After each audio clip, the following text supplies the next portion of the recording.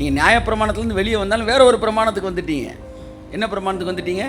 விசுவாச பிரமாணத்துக்குள்ள வந்துட்டீங்க, சுயாதீன பிரமாணத்தில் வந்துட்டீங்க, ராஜரிக பிரமாணத்தில் வந்துட்டீங்க.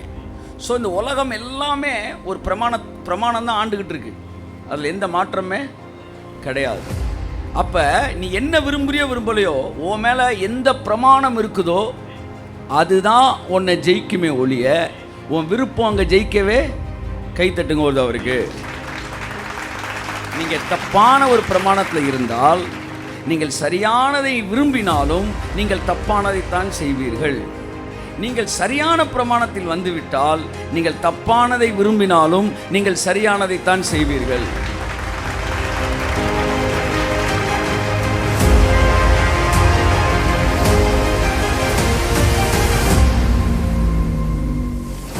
அதான் பவுல் சொல்றான், பிழைப்போம் என்ற நம்பிக்கை இல்லை, நாங்கள் மரிப்போம் என்று நிச்சயித்திருந்தோம். கன்ஃபார்மா இருந்தாயலாம், செத்துருவோண்டா நீங்க சாயந்தரம் உறுதியா செத்துருவோண்டான்றாயலாம். அந்த மனதின் பிரமாணம் அப்படி, மனதின் பிரமாணம் வந்து தனியா விட்டுருந்தா அது வேலை பார்த்துருக்கும். ஆனா மனதின் பிரமாணத்துக்கு விரோதமா வேறொரு ஜீவனின் பிரமாணம் அவன் வேலை பார்த்துக்கிட்டு இருந்துச்சு. ஆமென்.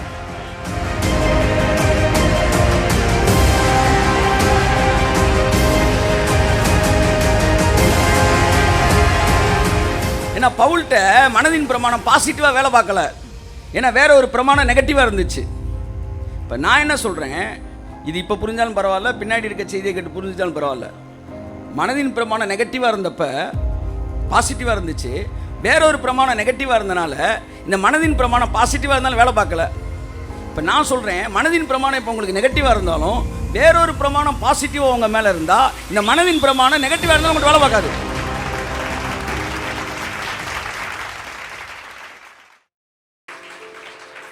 கிருபைக்குள்ள இருக்கிறவனுக்கும் பிரமாணம் வேலை பார்க்குது, பழைய ஏற்பாட்டில் இருக்கிறவனுக்கும் பிரமாணம் வேலை பார்க்குது, புறஜாதியும் இருக்கான் பாருங்க, அவன்கிட்டே ஒரு பிரமாணம் வேலை பார்க்குது. எல்லா இடங்களிலும் பிரமாணங்கள் வேலை செய்து கொண்டிருக்கிறது. ஸோ ஒரே ஒரு விஷயத்தை இன்றைக்கு மனதில் பதிக்க விரும்புகிறேன். அண்ட சராசரங்களும் பிரபஞ்சம் எல்லாம் பிரமாணத்தின் வல்லமையில் தான் இயக்கப்பட்டு கொண்டிருக்கிறது. தேவன் உங்களை மாற்றுவதற்கு உங்களை அந்த பிரமாணத்தோட கனெக்ட் பண்ணிட்டாரு, கனெக்ட் பண்ணி விடுறாரு. கனெக்ட் பண்ண உடனே ஆட்டோமேட்டிக்காக உங்களுக்குள்ளே அது வேலை பார்த்துக்கிட்டே இருக்குது.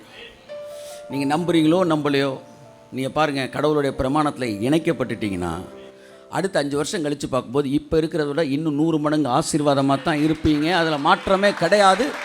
உங்களுடைய பாதை நண்பகலுக்கு பிறகு வருகிற சூரியன் அல்ல, நண்பகல் வரைக்கும் வருகிற சூரியனை போல கீழ் நோக்கி எல்லாம் மேல் நோக்கித்தான் போகும். எனக்கு தெரிஞ்சிரு சார், என்னுடைய ஜாதகம் என்னன்னா, சூரியன் நண்பகல் வரைக்கும் மேலே போயிட்டே இருக்கும்ல, அப்படி என் வாழ்க்கை மேலே போகும், அவ்வளோதான். அதனால் என்னை சுற்றி என்ன நடந்தாலும் இப்போ எனக்கு கவலையே கிடையாது. 5 வருஷம் கழிச்சு, அடுத்த வருஷம், அடுத்த மாதம், அடுத்த வருஷம், 5 வருஷம் கழிச்சு இப்போ இருக்க இன்னும் பெரிய ஆளாக இருப்பேன். சார் நீங்கள் லிஃப்ட்டில் ஏறிட்டீங்க, 10ஆம் நம்பர் என்ன செஞ்சிட்டீங்க, ஃப்ளோருக்கு போகிறதுக்கு 10 அமுக்கிட்டீங்க. இப்போ உள்ளே உட்காந்துக்கிட்டு நீங்கள் ஓன்னு அழுதாலும், இல்லை ஆண் சிரித்தாலும், இல்லை போமோன்னு பயந்தாலும், இதை கதறி அழுது துடித்தாலும் என்ன தான் நடந்துக்கிட்டு இருக்குன்னா, நீங்கள் 10ஆவது மாடியை நோக்கி தான் போயிட்டுருக்கிறீங்க. அவ்வளோதான். வேறொரு பிரமாணம் என் சரீரத்தில் ஆளுகை செய்து கொண்டு இருக்கிறது. ரபாலா ஷந்து ரபாலா தியாங்க. அந்த பிரமாணம் என்னன்னா இயற்கை பிரமாணம். அது என்னன்னா வந்து சந்ததி எது விதைக்கிறோமோ அதுதான் வரும். அது தன் ஜாதியின் படி பிறப்பிக்கும். இப்போ நீ யாரோட ஜாதி சொல்லுங்க, யார் ஜாதி நீங்கள் சொல்லுங்க? அவரோட ஜாதி, பரிசுத்த ஜாதி. ஸோ அவரின் பிள்ளைகளாக இருக்கிறபடினால இப்போ அந்த வித்து, அந்த வார்த்தை, அந்த சீடு உங்களுக்குள்ளே விழுந்தனால உங்களுக்குள்ளே என்ன பிறக்கும்னு நீங்கள் சந்தேகப்படவே வேண்டாம். உங்களுக்குள்ளே பிறப்பிக்கப்படுவது ஜீவன் உள்ளதாக, ஆசீர்வாதம் உள்ளதாக, இயேசுவின் சாயலாகத்தான் நீங்கள் இருப்பீர்கள். அதில் மாற்றம் கிடையாது, மாற்றமே கிடையாது. ஆமேன். ரட்சிக்கப்பட்ட ஒருத்தர் டாஸ்மாக்குள்ளே உட்காந்துருந்தாலும் நான் சொல்கிறேன், அந்த விதை, அந்த வித்து அவனை மாற்றாமல் விடவே விடாது. ஆமேன். உலகத்திலே வந்து எந்த மனுஷனையும் பிரகாசிப்பிக்கிற ஒளியே அந்த மெய்யான ஒளி. இயேசுவை சொந்த ரட்சகரை ஏற்றுக்கொண்டோன்னே என்ன நடக்குதுன்னா, வேறொரு பிரமாணம் உங்களிடத்தில் வேலை செய்ய ஆரம்பிக்கிறது. எத்தனை பேர் இயேசு ஏற்றுக்கொள்ள ஆரம்பிச்சிட்டீங்க? ஆமென், ஹல்லேலூயா. இப்போ நீங்கள் எல்லாருமே இந்த வேறொரு பிரமாணத்துக்குள்ளே வந்துட்டீங்க. இந்த பிரமாணம் எங்கே வேலை பார்க்குதுன்னா உங்கள் சரீரத்திலே வேலை பார்க்குதான். ஹவுராபாலா ஷந்துராபாலா தியாங்கராபாலா எல்லாம் சொல்ல, என் மீது நான் இயேசுவை சொந்த இரட்சகராய் ஏற்றுக்கொண்டதினாலே என்னுடைய அவயவங்களிலே ஒரு பிரமாணம் வேலை செய்து கொண்டு இருக்கிறது. கரங்களை தட்டி கர்த்தருக்கு நன்றி சொல்லுவோம்.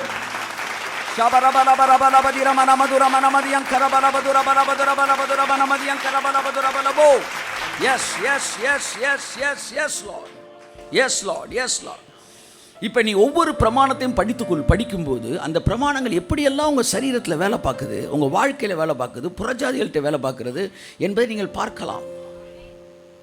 பைபிளில் ஒரு வசனம் இருக்குது. மனுக்குலம் வந்து விழுந்த உடனே ஏவாளை பார்த்து சொல்கிறாரு, இனிமே உன் புருஷன் உன்னை என்ன செய்வான்? உனக்கு தலையாக இருப்பான். அப்படின்னா என்ன அர்த்தம்னா, தலைவலியாக இருப்பான்ல, தலையாக இருப்பான்னா வந்து அவன் உன்னை மண்டையிலே நான் என்ன செய்வேன், இனிமே சொல்லுங்க அடித்து இனிமேல் டெசிஷன் நீ எடுக்கவே. ஆமாம், நீங்கள் சீஃப் மினிஸ்டர் ஒரு லேடியாக இருந்தால் அந்த லேடியை நீங்கள் கல்யாணம் பண்ணாலும் நாட்டுக்கு வேணாலும் நம்ம டெசிஷன் எடுக்கலாம், ஆனால் வீட்டுக்கு அப்படி ஒன்றும் தெரியலையே சார். நீ என்ன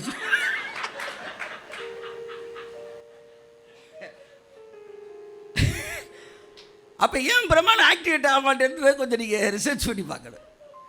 ஒய்ஃப் எவ்வளவு படிச்சிருந்தாலும் நம்ம விட ஆணை விட, ஆனால் ஆண்கிட்ட வந்து இயல்பாகவே ஒரு பிரமாணம் வேலை பார்க்குது பாருங்க. அப்போ நான் ஏதோ யோசித்தேன், பைபிளில் ஏசுனார் சொல்லி இனி அவன் தான் உனக்கு தலையாக இருப்பான்னு சொன்னோன்னே கிறிஸ்தவங்கிட்ட மட்டும் இந்த ஆக்டிவேட் ஆகுதான்னு பார்த்தா இல்லை.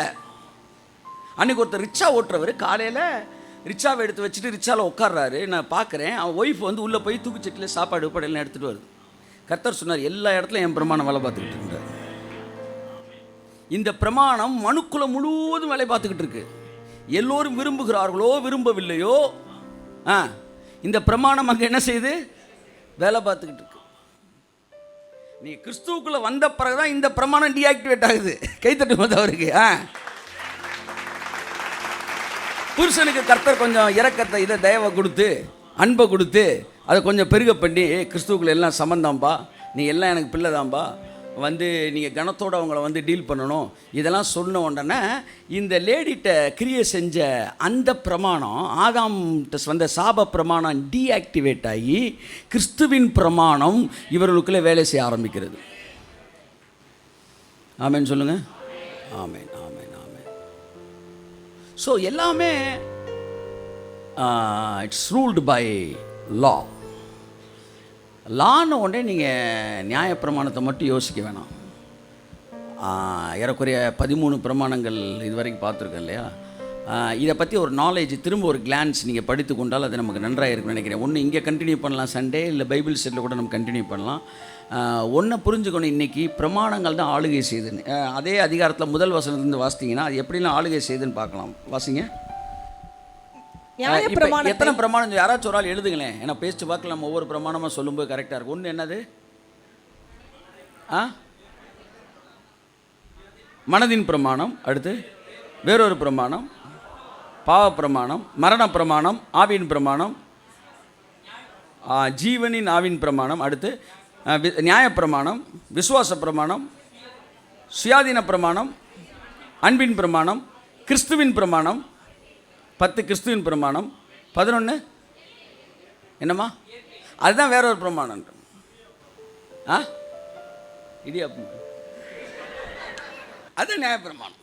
நியாயப்பிரமாணத்துக்கு இன்னொரு பேர் வந்து கிரியா பிரமாணம். கிரியா பிரமாணம். விசுவாச பிரமாணம் எழுதுனீங்களா தம்பி? எழுதியாச்சு. என்னப்பா ராஜரிய பிரமாணம், அன்பின் பிரமாணம். பூரண பிரமாணம் வந்து சுயாதீன பிரமாணம்.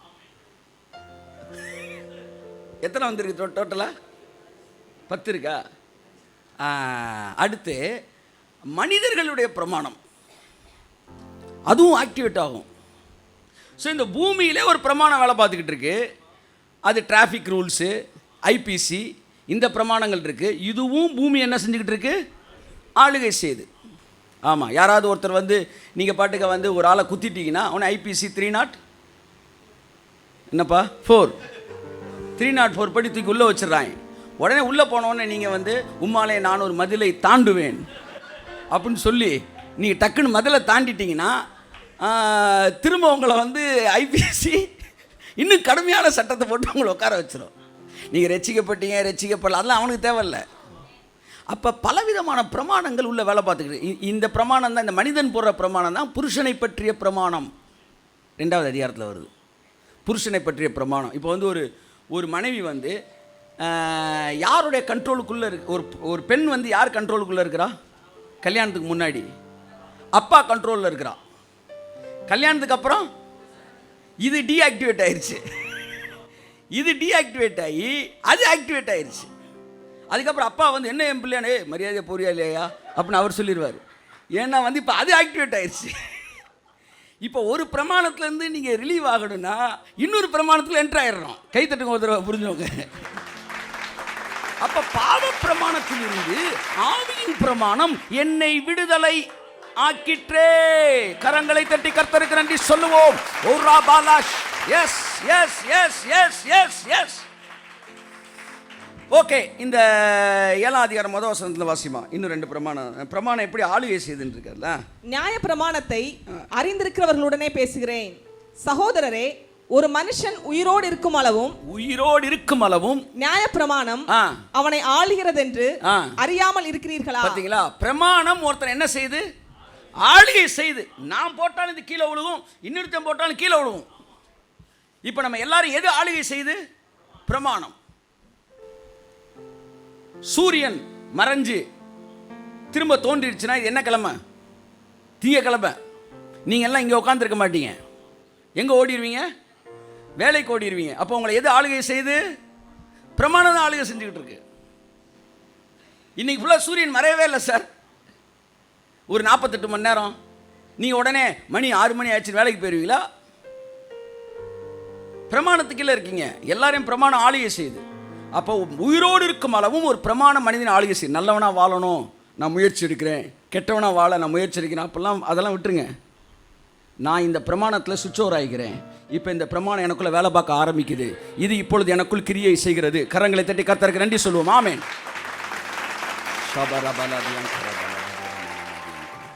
எஸ் வாசிமாக. நியாய பிரமாணத்தை அறிந்திருக்கிறவர்களுடனே பேசுகிறேன். சகோதரரே, ஒரு மனுஷன் உயிரோடு இருக்கும் அளவும் நியாய பிரமாணம் அவனை ஆளுகிறது என்று அறியாமல் இருக்கிறீர்களா? நியாய பிரமாணம் மட்டுமல்ல, எல்லா பிரமாணமும் அந்த பிரமாணத்துக்கு கீழே இருக்கிறவர்களை ஆளுகை செய்கிறது என்பதை அறியீர்களா? இதில் கோடு எங்கே போடணும்? ஆளுகை செய்கிறது. இப்போ நீங்கள் தப்பான பிரமாணத்தில் இருந்துக்கிட்டு நீங்கள் வேற ஒன்றை செய்ய முயற்சி எடுக்கும்போது நீங்கள் ஜெயிக்க முடியாது. அப்போ நீங்கள் ரைட்டான பிரமாணத்துக்குள்ளே வந்துட்டீங்கன்னா அந்த பிரமாணமே உங்களுக்கு எல்லாத்தையும் செஞ்சிடும். அப்படி இடத்துல தான் அவர் உங்களை வச்சிருக்கிறார். அதான் சொல்லேன், லிஃப்ட்டில் ஏறிட்டிங்கன்னா நீங்கள் என்ன அழுதாலும் புரண்டாலும், இல்லை நான் வந்து கீழே போயிடுவோன்னு நினச்சாலும் அது நேராக கொண்டு போய் உங்களை, நீங்கள் கதவை திறக்கும் போது 14வது மாடியில் நிற்பீங்க. ஏன்னா அது பிரமாணம். அந்த பிரமாணம் மாதிரி வேறொரு பிரமாணத்துக்குள்ள நீங்கள் வந்துட்டீங்களே, இப்போ இது உங்களுக்குள்ளே வேலை செஞ்சுக்கிட்டே தான் இருக்குது. எல்லாம் ஒரு தடவை சொல்லுங்கள், வேலை செஞ்சுக்கிட்டே தான் இருக்குது. எனக்குள்ள வேறொரு பிரமாணம் வேலை செய்து கொண்டு. கையை தட்டுங்க ஒரு தடவை. அவருக்கு ஆமென். அதனால் நம்ம யாரை கல்யாணம் பண்ண நினச்சாலும், தேவன் யாரை கல்யாணம் பண்ண நினச்சி கொண்டு போகிறாரோ அங்கே தான் நேராக என்ன செய்கிறாரு? அப்போஸ்தலர் 16:33 படி, நீ கர்த்தராகிய இயேசு கிறிஸ்துவை ஏற்றுக்கொண்டால் நீயும் உன் வீட்டாரும் ரட்சிக்கப்படுவீர்கள் என்கிற வார்த்தை, என்கிற பிரமாணம் உங்கள் குடும்பத்தில் வேலை செய்கிறது. ஆமென். இதெல்லாம் என்கரேஜிங் வேர்ட்ஸ் கிடையாது. இது எல்லாமே லா. உங்கள்கிட்ட வேலை பார்க்கும். நீங்கள் ஏற்றுக்கொண்டீங்கன்னா உங்கள் குடும்பத்தில் இருக்கிற எல்லாருக்கும் சிறப்பான வாழ்க்கை, ஆசீர்வாதமான வாழ்க்கை, நல்ல வாழ்க்கையை தேவன் என்ன செய்கிறார்? அமைத்து கொடுக்கிறார். வேலை பார்த்துக்கிட்டு இருக்கு. எல்லாமே வேலை பார்த்துக்கிட்டு இருக்கு. நான் என் வாழ்க்கையில் வேறு மாதிரி நினச்சேன். நான் வந்து டாக்டர் ஆகணும்னு நினச்சேன். இன்ஜினியர், நல்ல வேலைடான்றீங்களா, இன்ஜினியர் ஆகணும்னு நினச்சேன். எது ஆகணும்னு நினச்சேன். ஆனால் என்கிட்ட வந்து வேற ஒரு பிரமாணம் ரட்சிக்கப்பட்ட உடனே டக்குன்னு என் மேலே வேறு பிரமாணம் வேலை செய்ய ஆரம்பிச்சிருச்சு. வேலை செய்த உடனே அது தேவன் என்னை என்ன திட்டம் வைத்திருக்கிறாரோ அந்த திட்டத்துக்கு ஏற்றாற்போல் என்னை கொண்டு போக ஆரம்பிக்குது. என் அன்புக்குரியவர்களே, ஸோ பிரமாணம் ஒருவனை ஆளுகை செய்கிறது. ஆமேன் சொல்லுங்க. ஆமேன் ஆமேன் ஆமேன் ஆமேன் ஆமேன். பிரமாணம் ஒருவனை ஆளுகை செய்கிறது. அடுத்த வசனம். அது எப்படி என்றால் புருஷனை உடைய ஸ்திரீ தன் புருஷன் உயிரோடு இருக்கும் அளவும் நியாய பிரமாணத்தின்படியே அவனுடைய நிபந்தனைக்கு உட்பட்டு இருக்கிறாள். பார்த்தீங்களா? புருஷன் உயிரோடு இருக்க வரைக்கும் ஆமா சாமின்றாங்க. புருஷனுடைய நிபந்தனைக்கு அவள் உட்பட்டு இருக்கிறாள். அவள் வேற ஒரு ட்ரெஸ்ஸு போடுறா, அது நல்லா இல்லை, இது போடாத, வேற அதை போடு அப்படின்னா போட்டு தான். அப்படி ஒன்றும் தெரியலையே சார், நீங்களே ரெண்டு சைடுமே சொல்லி அப்படி தெரியல. நிபந்தனை எல்லாம் சொல்லுங்க. இது ஒரு பிரமாணம். இது என்னன்னா வந்து அந்த பழைய அந்த பிரமாணம் என்ன செஞ்சுக்கிட்டு இருக்கு, வேலை பார்த்துக்கிட்டு இருக்கு. அப்போ புருஷன் மரித்த பிறகு அவள் பிரமாணத்தில் இருந்து விடுதலை ஆக்கப்பட்டு, கைத்தட்டுங்க, ஆமென். அதனால் சொல்லப்படுவது என்னவென்றால், உடனடியாக பிரச்சனை பண்ணுறவனை காலி பண்ணிடுங்க அப்படின்னு சொல்லலை. ஆமாம், தப்பாக மீனிங் பண்ணிடுறாங்க. விடுதலை ஆவதற்கு என்ன செய்யணும்? இம்மிடியேட்டாக காலி பண்ணிடணும். புருஷன் மரித்த பிரிக்கா. இதுக்கு என்ன சொல்ல வர்றாருன்னா, ஒரு பிரமாணம் டீஆக்டிவேட் ஆனால் தான் ஆகும்போது, அல்லது இன்னொரு பிரமாணத்துக்குள்ளே நீ வந்துட்டீன்னா இந்த பிரமாணம் டீஆக்டிவேட் ஆயிடுது. அதான் சொல்ல வர்றார். வாசிங்க, அடுத்த அந்த வருஷம் தொடர்ந்து வாசிங்க. ஆகையால் புருஷன் உயிரோடு இருக்கையில் அவள் வேறொரு புருஷனை விவாகம் பண்ணினால் விபச்சாரி எனப்படுவாள். புருஷன் மரித்த பின்பு அவள் அந்த பிரமாணத்தினின்று விடுதலையானபடியால் வேறொரு புருஷனை விவாகம் பண்ணினாலும் விபச்சாரி அல்ல. அடுத்து அப்படி போல என் சகோதரரே, அப்படி போல அப்படின்னா இந்த கம்பேரிசன் சொல்றாரு. அந்த டாமினேஷன், ஹஸ்பண்ட் அண்ட் ஒய்ஃப் இருக்கும்போது அந்த ரூலிங்க்கு மனைவி இது பண்ணுற மாதிரி இந்த பிரமாணத்தை வந்து ஹஸ்பண்டுக்கும் நம்மளை வந்து ஒய்ஃபுக்கும் என்ன செய்கிறாரு, கம்பேர் பண்ணுறாரு. ஹஸ்பண்டோடைய தாட்ஸு ஒய்ஃபுக்குள்ளே வந்து ரூல் பண்ணுற மாதிரி பிரமாணத்துக்கு கீழே இருக்கும்போது பிரமாணம் நம்மளை என்ன செய்யுது, ஆளுகை செய்யுது. அதனால் இப்போ எந்த பிரமாணம் நம்மள்ட்ட ஆளுகை செய்யுது, எந்த பிரமாணத்துக்கு கீழே இருக்கீங்களோ அந்த பிரமாணம் உங்கள்கிட்ட ஆளுகை செய்யுது. இதனால தான் சிலர் இந்த ரொம்ப கடும் உபவாசம், கடுமையான தியாகங்கள் இவைகள்லாம் விட்டுட்டு வாடானா ஏன் வரமாட்டேன்றாங்க தெரியுமா? அது அங்கங்கே என்ன செய்யுது, ஆளுகை செய்யுது. இந்த லாட்ரி சீட்டு வாங்கினவன் என்ன செய்ய மாட்டான், விடவே மாட்டான். ஏன்னா இடையில 10 ரூபா 50 ரூபா என்ன செஞ்சிடும், விழுந்துடும். அந்த 50 ரூபாய் பிடிக்கிறக்காண்டி ஒரு 50,000 ரூபாய் 1 லட்ச ரூபாய் விட்டுருவான், வேற விஷயம். ஆனால் அங்கங்கே விழுகுது பார்த்தீங்களா, அதுதான் அவனை அடிமையாக்கி வைக்கிறது. இந்த 3 நாள் ஃபாஸ்டிங் 7 நாள் ஃபாஸ்டிங்கு விடிய கேட்டுட்டு நம்ம டைரியாக நோட்ஸ் எடுத்துகிட்டு திரும்ப வந்து ரெடி ஆகுறாங்க பாருங்கள். ஒரு உபவாசம் இது வந்து என்ன சொல்ல, உபவாசம் வந்து நீங்கள் கிரியையா அப்படின்னு கேட்டால் கிரியை கிடையாது. ஆனால் என்னைக்கு அதை டிமாண்டாக நீங்கள் வைக்கிறீங்களோ அன்றைக்கி அது கிரியை. ஜெபம் என்பது கிரியையா? கிரியை கிடையாது. எவ்வளோ வேணாலும் ஜெபிக்கலாம். நாங்களாம் வந்து ஒரு 2.5 மணி நேரம் டங்ஸில் பேசிக்கிட்டு இருந்தோம். அன்றைக்கி 2.5 மணி நேரம் வந்து அனாயிட்டிங் செஷனில் இருந்தோம், ப்ரேயர் பண்ணோம், எல்லாம் பண்ணோம். அது கிரியை கிடையாது. எப்போ டிமாண்டாக வராத வரைக்கும் எல்லாம் கிரியை கிடையாது. என்றைக்கு டிமாண்ட் ஆகுதோ அன்னைக்கு கிவ் அண்ட் டேக் பாலிசிக்கு வரீங்களோ அன்றைக்கி அது பிரமாணமாக என்ன செய்கிறது, மாறுகிறது. ஓகே, இப்போ அந்த பிரமாணம் ஆளுகை செய்கிறது. அதுபோல வாசிங்க. என் சகோதரரே, நீங்கள் மரித்தோரிலிருந்து எழுந்த கிறிஸ்து என்னும் வேறு ஒருவருடையவர்களாகி தேவனுக்கென்று கனி கொடுக்கும்படி கிறிஸ்துவின் சரீரத்தினாலே ஆமென் நியாய பிரமாணத்துக்கு மரித்தவர்கள் ஆனீர்கள். கை தட்டுங்க ஒரு தவறுக்கு. இனி நியாய பிரமாணம் என்னிடத்திலே கிரியை செய்ய முடியாது. இனி உபாகம் 28ஆம் அதிகாரத்தில் சாபம் என்னில் கிரியை செய்ய, இனி பாவத்தின் சம்பளம் மரணம் என்கிற வார்த்தை என்னில் கிரியை செய்ய, கரங்களை தட்டி கர்த்தருக்கு நன்றி சொல்லுவோம். ரபாலா சாந்த ரபாலா பதுரமனமதி அங்கரபலப ரபலபது ரபலபதி அங்கரபலப ரபலபு. எல்லா பிரமாணத்தை பற்றி லைட்டாக ஒரு இன்ட்ராக்ஷன் பார்த்துட்டு இந்த வாரம் முடிச்சிடும். அதுக்கப்புறம் ஒவ்வொரு வாரமும் ஒவ்வொரு பிரமாணம் கர்த்தர் சித்தமான பார்ப்போம். இந்த பாவ பிரமாணம்னா என்னென்னா, பாவத்தை செஞ்ச உடனே மனுஷன் வந்து தேவன்கிட்ட செப்பரேட் ஆகிட்டான். செப்பரேட் ஆனவொடனே ஒரு கொடியானது செடியிலேருந்து கட் பண்ண பிறகு அந்த செடி எப்படி உலர்ந்து போகிறதோ அப்படி மனிதன் உலர ஆரம்பிக்கிறான். மனுஷன் வந்து என்ன ஆகிறான், ஏஜ் ஆகிறான். மனுஷன் என்ன ஆகிறான், வந்து அவனுடைய சிந்தனைகளில் வந்து முதிர்ச்சி இல்லை, என்னது தளர்ச்சி உண்டாகிறது. அடுத்து வந்து அவனுக்குள்ள வியாதி உள்ள நுழையுது. இது எல்லாம் என்ன பிரமாணம் சொல்லுங்களேன், என்ன பிரமாணம்? பாவ பிரமாணம். இயற்கை பிரமாணம், இயற்கை அப்படி வைக்கவே இல்லை அவர். பாவ பிரமாணம் மனுஷனை என்ன செய்யுது? படிப்படியாக மரணத்துக்கு போயிட்டுருக்கு. இப்போ எத்தனை பேர் இயேசுவை ஏற்றுக்கொண்டீங்க? இப்போ ஆவியின் பிரமாணம் இந்த பாவ பிரமாணத்திலிருந்து உங்களை விடுதலையாக்கி விட்டதா இல்லையா? அப்போ பாவ பிரமாணத்தின் கீழாகத்தான் வியாதி வருகிறது, பாவ பிரமாணத்தின் கீழாகத்தான் மரணம் வருகிறது, பாவ பிரமாணத்தின் கீழாகத்தான் முதுமை வருகிறது. எல்லாமே பாவ பிரமாணத்தின் கீழே வருது. இன்றைக்கி ஏன் எல்லாருக்கும் ஒரே மாதிரி நடக்குதுன்னா, எல்லாத்தையுமே பாவ பிரமாணம் வேலை பார்க்குது. ஆனால் பவுல் சொல்லுகிறார், என்னை பாவம் மரணம் என்பவைகளின் பிரமாணத்தில் இருந்து ஜீவனுள்ள ஆவியின் பிரமாணம் என்னை விடுதலை ஆக்கி இருக்கிறது. என்னிடத்தில் இப்பொழுது வேறொரு பிரமாணம் வேலை செய்கிறது நான் பார்க்கிறேன். கை தட்டுங்க அவருக்கு ஆமென். வாயை திறந்து சொல்லுங்க, பாவ பிரமாணத்தில் இருந்து நான் விடுதலையாகி இருக்கிறேன்.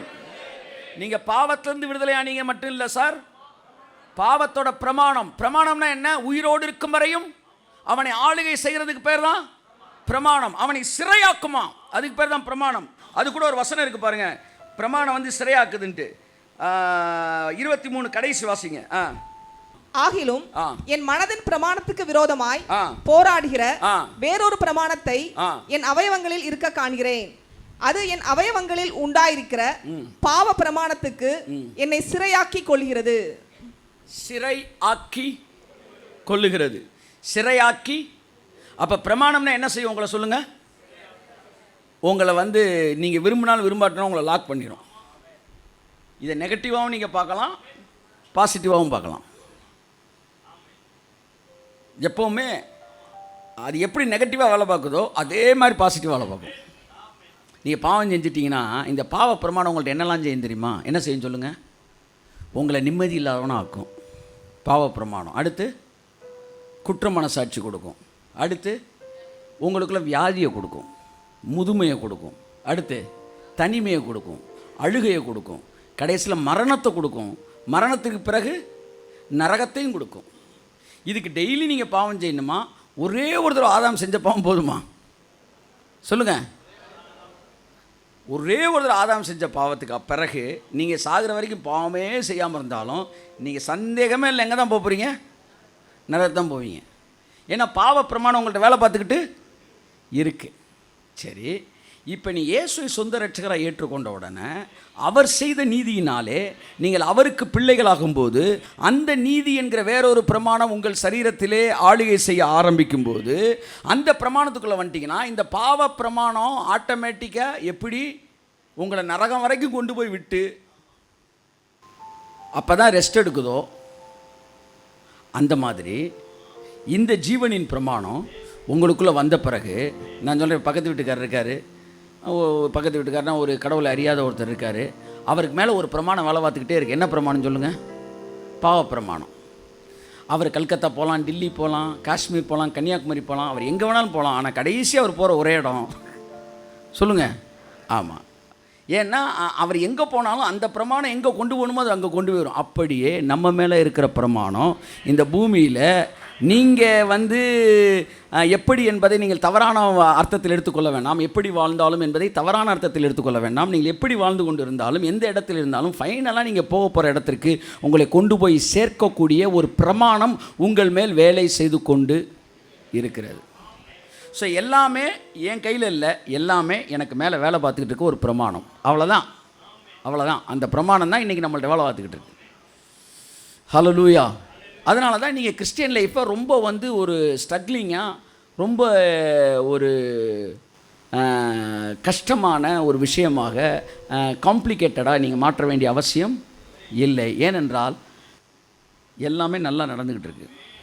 உங்கள் மேலே ஒரு பிரமாணம் வேலை செஞ்சுக்கிட்டு இருக்குது. பல நேரங்களில் உங்கள் மனதின் பிரமாணத்தை கூட அதை அடித்து தகர்த்து இந்த வேறொரு பிரமாணம் வேலை பார்த்துரும். அதான் பவுல் சொல்கிறான், பிழைப்போம் என்கிற நம்பிக்கை இல்லை, நாங்கள் மரிப்போம் என்று நிச்சயித்திருந்தோம். கன்ஃபார்மாக இருந்தாயலாம், செத்துருவோண்டா நீங்கள் சாயந்தரம் உறுதியாக செத்துருவோண்டான்ட்டு தான். அந்த மனதின் பிரமாணம் அப்படி, மனதின் பிரமாணம் வந்து தனியாக விட்டுருந்தா அது வேலை பார்த்துருக்கும். ஆனால் மனதின் பிரமாணத்துக்கு விரோதமாக வேறொரு ஜீவனின் பிரமாணம் அவன்கிட்ட வேலை பார்த்துக்கிட்டு இருந்துச்சு. ஆமென். பயப்படாதீங்க சார், செத்துருவீங்க சார் என்பதை தாண்டி நான் சொல்கிறேன், நீங்கள் பயந்தாலும் சாக மாட்டீங்க. ஏனென்றால் உங்கள் மீது ஒரு பிரமாணம் வேலை செய்து கொண்டிருக்கிறது. அது ஜீவனின் பிரமாணம். அது ஜீவனின் பிரமாணம். அந்த ஜீவனின் பிரமாணம் என்ன செஞ்சுக்கிட்டே இருந்தால் வளர வச்சுக்கிட்டே தான் இருக்கும். கவலைப்படாதீங்க, அது பாட்டுக்கு போயிட்டு தான் இருக்கும். உங்கள் கடமையை மாத்திரம் தான் நீங்கள் செய்கிறீங்க, உங்கள் கிரியைகள்னால் அல்ல. அந்த பிரமாணம் தான் இப்போ வேலை பார்த்துக்கிட்டு இருக்கு.